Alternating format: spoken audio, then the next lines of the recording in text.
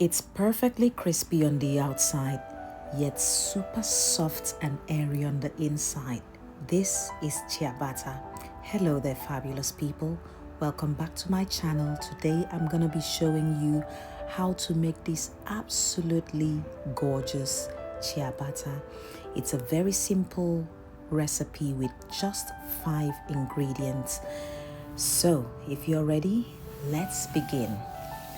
To start, I'm using 350 milliliters of water. Just warm water from the tap will do. I'm using 1 tablespoon of instant yeast, and I'm also adding 2 tablespoons of olive oil.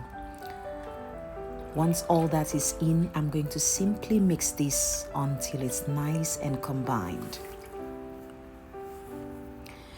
Now I'm going to add 3 cups of strong flour. I'm going to simply mix this, and it's going to give me a super sticky dough. Just continue to mix until everything is nicely combined. Just like this.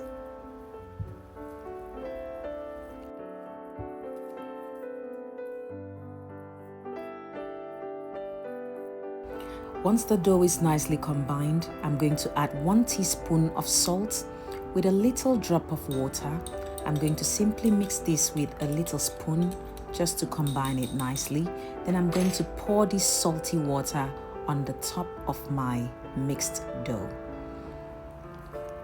I'm going to wet my hands very thoroughly, and I'm going to use my wet hands to stretch and fold the dough, just like I'm doing on the screen right now. Just stretch and fold. I would call this the stretch and fold method. Now that is step 1. Once we're done, I'm going to simply cover this with a cling film first, because you want that air to be nicely tight inside, and then I'm going to cover it with a cloth and just allow it to proof for 30 minutes. So it's been 30 minutes. As you can see, the dough has almost tripled in size, which is exactly what we want. Now, having a water in a bowl is going to be very helpful. So what I'm doing now is just dipping my hand in water, and I'm going to continue to do that stretch and fold method. So I'm going to simply, just like this, dip my hand in water, pull one side of the dough, stretch it, and fold. Dip my hand in water, pull the dough, stretch, and fold. Just continue like that for about 3 to 4 times.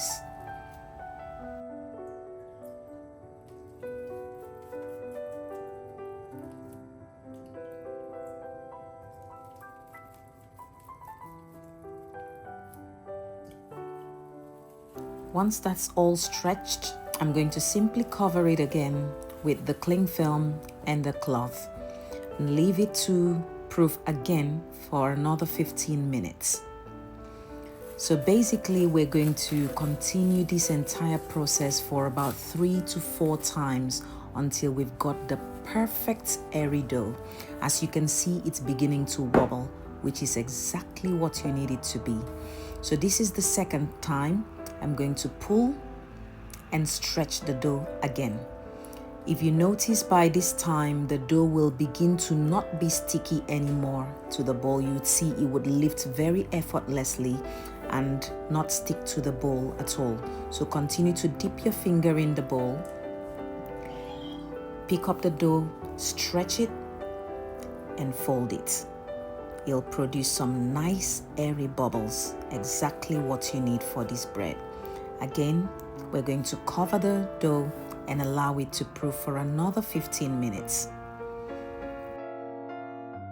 So it's been 15 minutes, and this will be our 3rd time proofing the dough, stretching and folding it. As you can see, there is some nice airy bubbles in, and the dough is beginning to wobble even more. So at this point, I'm going to use the lift and fold method. So just dip your hands, your fingers in the water, and just like I'm doing, lift the dough and fold it, just like this. Lift and fold. The dough should come very easily and not sticking to the bowl anymore. You can just tell by how bouncy the dough has become by now. So for the very final time, I'm going to cover the dough again, but this time I'm going to leave it to proof for 30 minutes. So 30 minutes later, the dough has actually more than tripled in size. This is exactly what you need.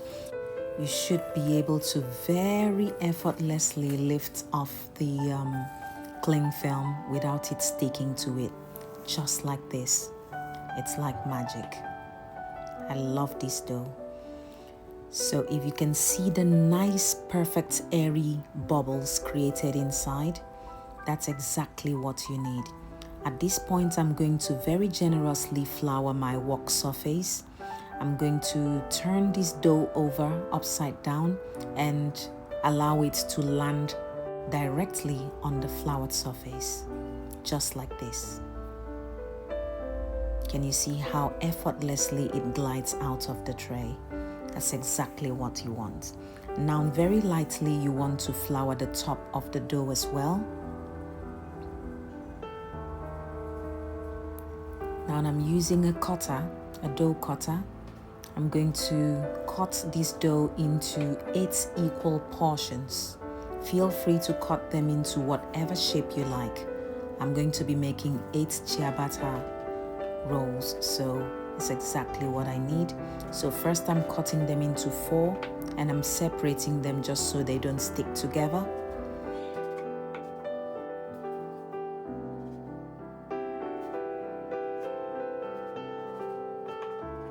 Once that's all separated, I'm going to simply split them again in halves, making them 8 equal portions in total, just like this. Now very carefully, you want to pick this up and drop it carefully on your baking tray. Be sure to grease-proof your baking tray. Just pick it up very gently and place them carefully onto your baking tray.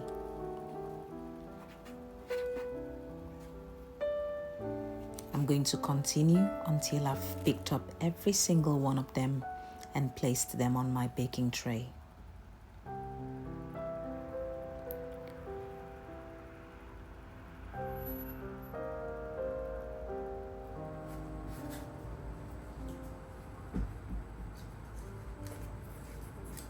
So once that's all done, you should have 8 rolls in total, just like this. I've already preheated my oven to 200 Celsius. Now I'm going to be preparing a steam for baking this ciabatta bread. So for the steam, add boiled water to a baking tray, and I'm going to be placing this into the bottom part of my oven, just like this. Then I'm going to place the bread in the top rack, which I've lowered down to the middle section of my oven. So simply place the bread on the top rack whilst the steam is in the bottom of the oven. This will cause the outer side of the bread to be nice and crusty, which is exactly what you need. We're going to allow this to bake for 17 minutes. So 17 minutes later, take a look at this absolute gorgeousness. Our ciabatta is perfectly baked and ready. It's perfectly crunchy on the outside, yet nice and soft on the inside. Just in case you missed any of the ingredients, I'm going to leave every single ingredient I've used in the description box below. And I'm also going to include a very detailed written instruction on how to achieve exactly this result. So remember to have a look at the description box.